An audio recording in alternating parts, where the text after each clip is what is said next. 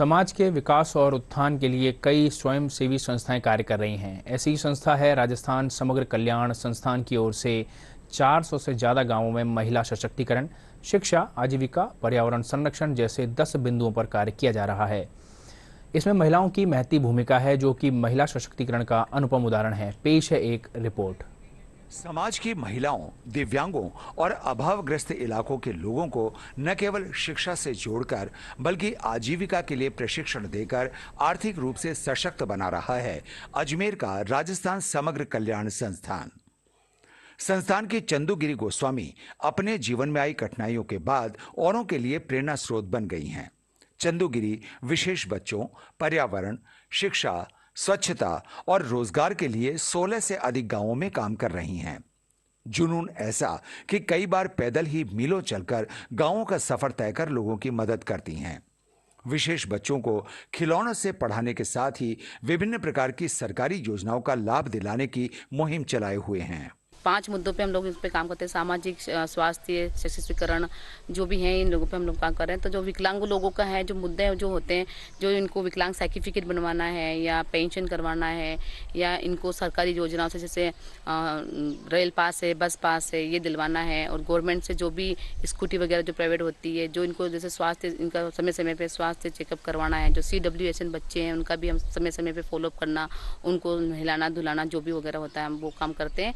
उसके अलावा हम लोग जैसे इनको जैसे जो भी इनकी सुविधा चाहिए, जैसे बैसाखी चाहिए, साइकिल चाहिए, ट्रे साइकिल चाहिए, जो भी है वो हम भी समय समय पे इनको हम दिखाते हैं और समय समय पे हम इनका फॉलोअप लेते रहते हैं। मंथली हमारे हर महीने इनकी मीटिंग होती है। मीटिंग में जो भी इनके जो भी प्रॉब्लम्स होती है ये खुल के बोलते हैं। और पंचायत द्वारा जो भी इनकी एक मीटिंग होती है, पंचायत द्वारा जो इनको पहले इनको पार्टिसिपेट नहीं लिया जाता था, तो अब इनको भी उन चीज़ों में हिस्सा लेने लग गए हैं लोग। और जो जॉब कार्ड वगैरह है, विकलांग जो जॉब कार्ड होते हैं उसमें उनकी जो भी सुविधाएं होती है, जो इनको पता नहीं था, वो चीज़ों के बारे में हम लोगों ने बताया है।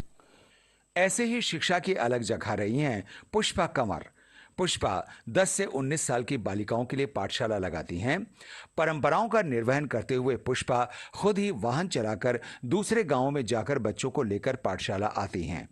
मजीतिया गांव में पुल ढह जाने के बाद भी हौसलों में कमी नहीं आई। पुष्पा खुद ही बच्चों को कच्चा पुल पार करवाकर पाठशाला ले आती हैं। पाठशाला में किताबी ज्ञान के साथ अनुशासन और भारतीय संस्कृति का पाठ भी पढ़ाया जाता है। हमारी संस्था ने बहुत सहयोग किया हमारा। और उसके अलावा मैं 4 दिन इस संस्था की तरफ से यहाँ पे लाइफ स्किल के ट्रेनिंग के लिए जयपुर भी गई थी। तो वहाँ पे भी पहले मेरे को इतना कुछ बोलना नहीं आता था, तो धीरे धीरे मेरे को बोलना सिखाया, चलना सिखाया। आज मैं आज गांव में मेरा गाड़ी चलाना किसी को पहले बुरा लगता था, अब ऐसे लगता है जैसे काम करना बहुत ज़रूरी हो गया। करना चाहिए कुछ न कुछ, काम करना कोई बुरी बात नहीं है। अगर हम गलत कर रहे हैं, कोई चोरी कर रहे हैं, अन्याय कर रहे हैं, तो उस परिस्थिति में हमें डरना चाहिए। तो बिना मैं निडर होकर मेरी गाड़ी चलाती हूँ, बच्चों को छोड़ती हूँ, यहाँ से वहाँ लेके जाती हूँ। वहीं खुद बैसाखी के सहारे चलने वाली मीनू दूसरी महिलाओं के जीवन के सफर को आसान बना रही हैं। तबीजी गांव में वोकेशनल स्कूल में महिलाओं को विभिन्न तरह की सिलाई सिखाती हैं। यही नहीं, खेल कूद के माध्यम से इन उत्पादों को बेचने के ऐसे तरीके सिखाती हैं जिससे लोग इन्हें खरीदने को मजबूर हो जाएं।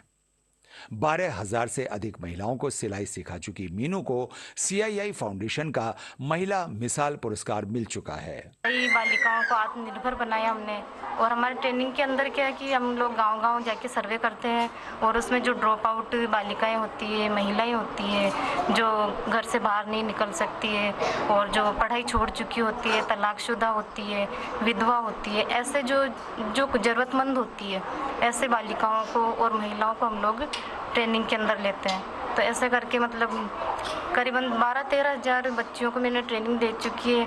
और पिसांगण ब्लॉक में, इधर अजमेर वाले ब्लॉक में करीबन 300-400 गाँव के अंदर हम लोगों ने अभी तक ट्रेनिंग दी है। ट्रेनिंग की शुरुआत हम लोग ट्रेनिंग के अंदर जैसे स्कूल चलती है वैसे हम लोग ट्रेनिंग की शुरुआत करते हैं। उसके अंदर हमारे लिखित एक घंटा हमारी थ्योरी होती है। उसके बाद में प्रैक्टिकल होता है जिसमें कटिंग वगैरह सिखाई जाती है, सिलाई सिखाई जाती है, जिसके अंदर सभी चीज़ें सिखाते हैं।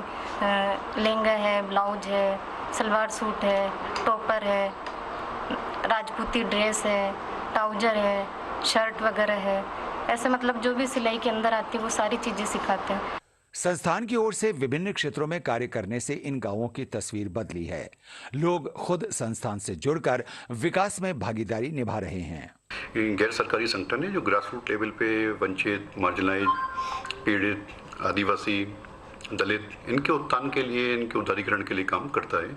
हम लोग 10 फोकस एरिया पे काम कर रहे हैं, जिसमें हमारा 3 कोर फोकस एरिया है: girls education, women empowerment and sustainable livelihood. Women empowerment के अंदर डिफरेंट तरह के हम लोग की स्कीम्स है। हम बात करें तो अराउंड 70 प्रोजेक्ट है जो महिलाओं के, बालिकाओं के स्वास्थ्य, sustainable livelihood and better education के लिए हम लोग संचालित कर रहे हैं। वुमेन एम्पावरमेंट के बारे में बात करिए, साथ ही साथ में नोमैडिक दलित के बारे में बात करिए, जिस मुद्दों को हम यूएन तक ले जाएंगे। साथ ही साथ मैं बताना चाहूँगा कि हमारा 27 मार्च को साइड इवेंट भी है, जिसके अंदर हम लोगों ने जेंडर इक्वालिटी, सब वुमेन एम्पावरमेंट की बात करेंगे। वहाँ पे यूएन जिनीवा के अंदर UNOG। तो ये सब कुछ मुमकिन हो पाया आप ही लोगों के समर्थन के द्वारा, आप ही लोगों के सहयोग के द्वारा। निश्चित रूप से इस तरह के कार्य और मुहिम सरकार की योजनाओं और नीतियों को फलीभूत कर समाज के समग्र उत्थान में सहायक सिद्ध हो रही हैं। दूरदर्शन समाचार के लिए अजमेर से शिखा शर्मा की रिपोर्ट।